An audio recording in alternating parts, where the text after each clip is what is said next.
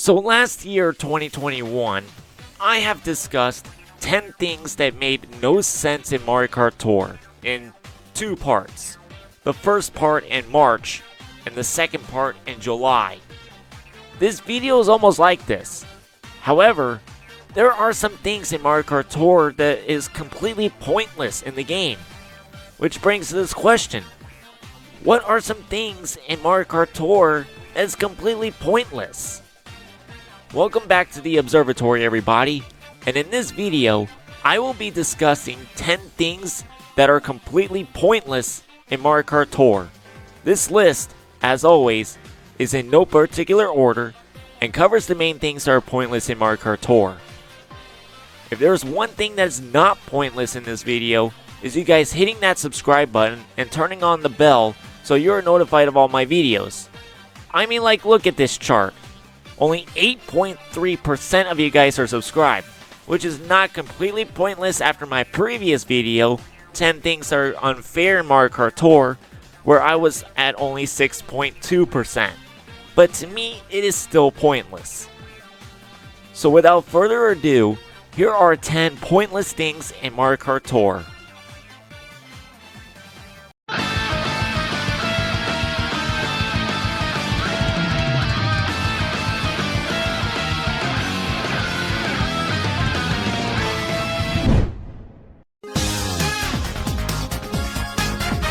We are going to start off with one of the most useless and pointless items in Mario Kart Tour.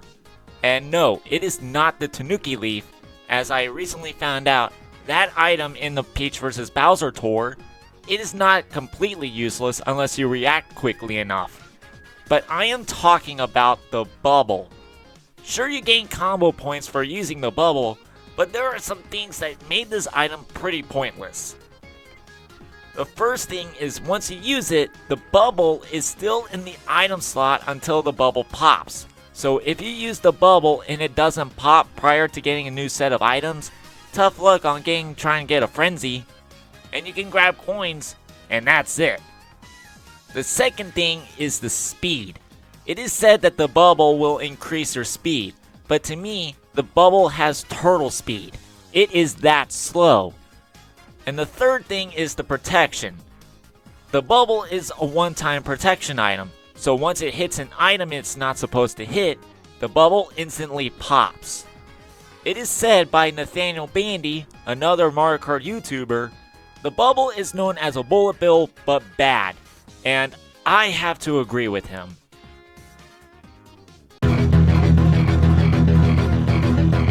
The next pointless thing happened in the earlier days of Mario Kart Tour. Those new to Mario Kart Tour, you didn't know this, but multiplayer was pretty pointless back in the earlier days as there was no multiplayer, even though there was a multiplayer option. However, here's the twist. The multiplayer option was unavailable until March 8th, 2020. When multiplayer was launched, the icon was changed to toad heads instead of the icon that multiplayer was supposed to have when the game launched. To be honest, I like the other icon better than what we have right now. That is almost 7 months since Mario Kart Tour's launch back in September of 2019. Since there was no multiplayer, the game had you race with bots with real names of Mario Kart Tour players. When multiplayer finally launched in March, you're still racing bots with real Mario Kart Tour names, but in multiplayer, you're racing real people.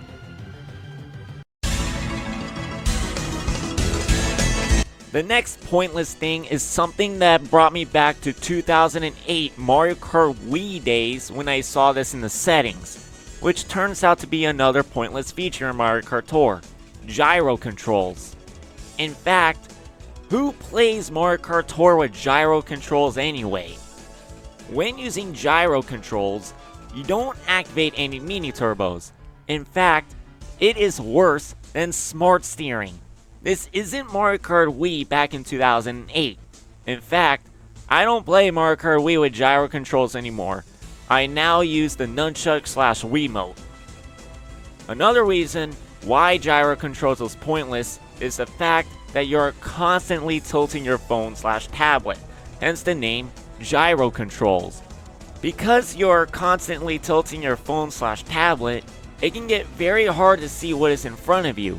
It can be a banana, a bomb, or even stuff that can help you with your combo, like coins being spewed out from coin box, item boxes, or trick ramps. This next thing may not be pointless to you free-to-play players, such as myself, as you may not care about what I'm about to mention. But to competitive players, it is pretty pointless as it is almost completely unnecessary, and it involves today's multiplayer.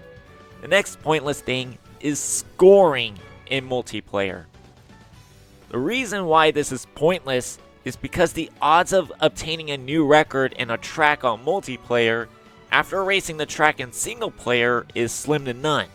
In fact, you have the possibility to finish the race with a much lower score than your previous record. Determining the setting of the races and how many item slots you race based on the settings option, considering it changes every day, between 1 to 2 item slots or default. Me personally, I mostly play multiplayer in standard and gold pass races with 1 to 2 item slots for a couple reasons. The first reason you guys probably know. 2, I don't get pummeled with a frenzy, and 3, it makes my chances of getting first place to obtain Kart Pro easier. Now I get it that there are tracks you haven't raced yet, mostly tracks that aren't unlocked yet, and so you have to start off with a base record to help you receive the tour's points challenges. But after obtaining the base record, you don't feel like obtaining a new record, as it has the possibility of not being in a rank cup, and or you already got the 5 stars after racing the track on multiplayer. The only thing that you have to do is complete the cup's bonus challenge after racing the 3 tracks on multiplayer from the said cup. And to be honest, that was me back when multiplayer was launched. This next one involves a bonus challenge that is really pointless, as everyone should know how to execute one. Ready, set, rocket start. This bonus challenge was featured in 3 tours: New York, Tokyo, and New Year's 2020. And to be honest, we really didn't need this bonus challenge from the start of the game's launch. The reason why this bonus challenge is pointless is because it is very easy. You hold down the screen when the countdown goes to 2 to pull off a successful rocket start. That's all there is to it. You don't do anything else. You don't collect coins, you don't activate mini turbos, you don't trick off ramps. All you do is pull off a rocket start. That's it. This is just a boring bonus challenge that it deserves a spot in the pointless list because, like I said, everyone should know how to pull off a rocket start. In fact, it's in the tutorials when you decide to go through the tutorials when waiting for the game to update, which I don't do anymore because I've been playing the game since launch. So this next point, I was recently taught this earlier, as I didn't know this would be pointless, and that involves the karts and gliders. But it is not the karts and gliders themselves being pointless. The karts and gliders have their own skill boost based on what you do while racing. For the karts, what you do with your kart could be a slipstream, mini turbo, or trick. And for the gliders, what item you get more frequently, and the amount of points that you will gain more for using them. However, I was told that the skill boosts for the karts and gliders don't matter, as you gain the same amount of points for doing the skill boost with the karts and gliders as you will for not doing the particular kart/glider skill boost. I thought that the karts and gliders skill boost will help me get new records in ranked. However, after being told by this, I kinda understand why, as I couldn't get a new record on certain tracks in ranked, thus making the karts and gliders skill boost completely pointless.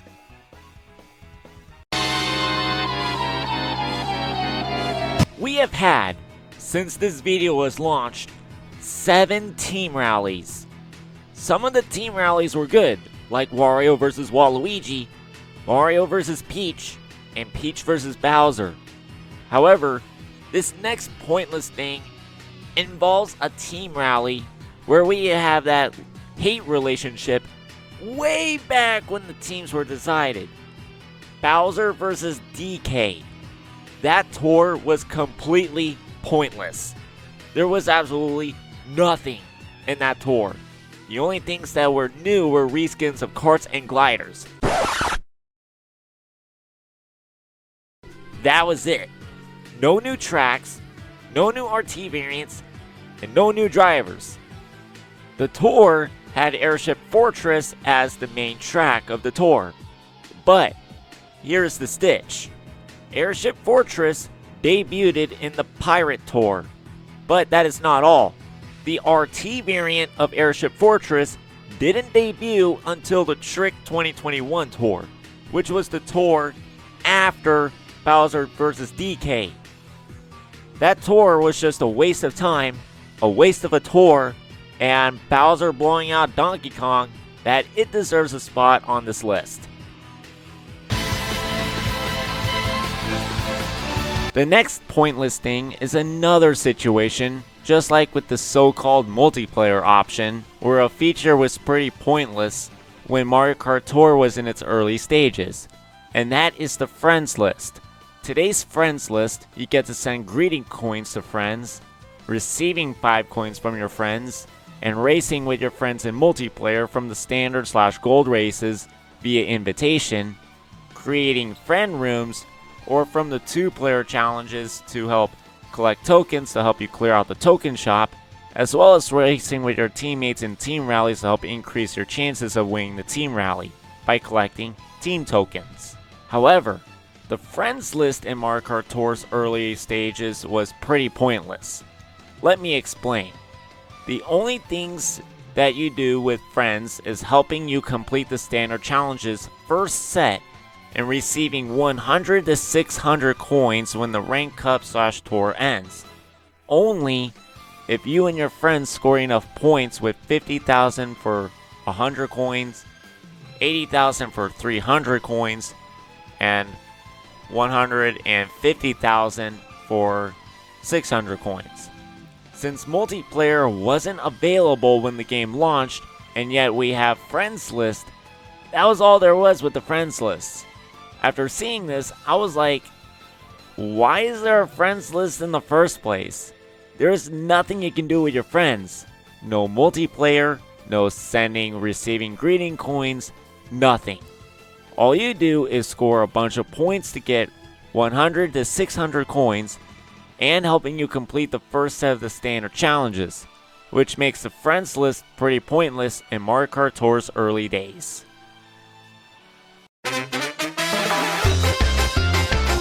This next pointless thing might be a bit controversial, as I kinda understand why Nintendo didn't want to do this until later tours, but to me, this next point involves character alts that made their arrivals in Mario Kart Tour pretty pointless, and they are the Doctor characters, preferably the lead Doctor in the Dr. Mario games, Dr. Mario himself. The Doctor characters are pointless because they could have arrived when the Carolina virus, and yes, I called it that so this video doesn't get demonetized, was at its worst in 2020 and a whole lot of people were getting sick from the virus, which thank gosh, the virus has slowed down a lot in 2022, which is great. Now I get it, Nintendo didn't want to release them when the virus was at its worst for obvious reasons, but the fact that the Doctor characters didn't arrive sooner when the virus was at its worst made their appearance pretty pointless. Heck, their skill items include the newly added capsule item, which is nothing more than a fire flower that acts as a blue shell when the capsule makes contact. It's nothing more than a pill, and pills help people feel better. And speaking of the capsule item, do you think that the capsule item looks like Mario Kart 8 and Tour's version of GC and Baby Park? I do. The final pointless thing needs some explanation on what I am talking about. it involves stuff that is always featured in the tour gifts, tier shop, and token shop, and sometimes in the daily selects. However, I am going to explain why it is pointless. The driver, kart, and glider tickets. This only targets super class and high-end tickets, not the normal class tickets. The tickets themselves aren't pointless, as you do need them to help you in rank ups, or if you're a competitive player hitting the top 1000, which I almost did in the Amsterdam tour but came up short. The reason why the super class and high-end tickets are pointless is because you had to be a Gold Pass subscriber in order to receive these tickets in the tour gifts, and a Gold Pass subscription is $4.99 US a month. If you are not a Gold Pass subscriber, the super class and high-end tickets are locked in the tour gifts unless you become a subscriber. However, you can obtain super class and high-end tickets in the token shop and in the tier shop / daily selects, but the odds are very low when getting a super class and high-end ticket in the daily selects, as Nintendo recently nerfed the chances of you obtaining a high-end ticket or the driver / kart and glider in the daily selects. If you are not a Gold Pass subscriber, you won't be able to get the super class and high-end tickets at all in the tour gifts, meaning that the only tickets you will receive are normal class and point raiser tickets. So, that's an extra Gold Pass exclusive ticket not obtained, thus possibly hurting your score in rank ups, or with competitive players, missing your chances of hitting the top 1000. That is why the super class and high-end tickets are pretty pointless. So there we have it. Those are 10 pointless things in Mario Kart Tour. Thank you so much for watching. Make sure you subscribe to my playthrough channel, NateDog19 Plays, which is in the end cards, as subscribing to that channel is also not pointless. Do buy my merch, as the link is in the description, as well as a promo code for $7 off. Until next time, see ya!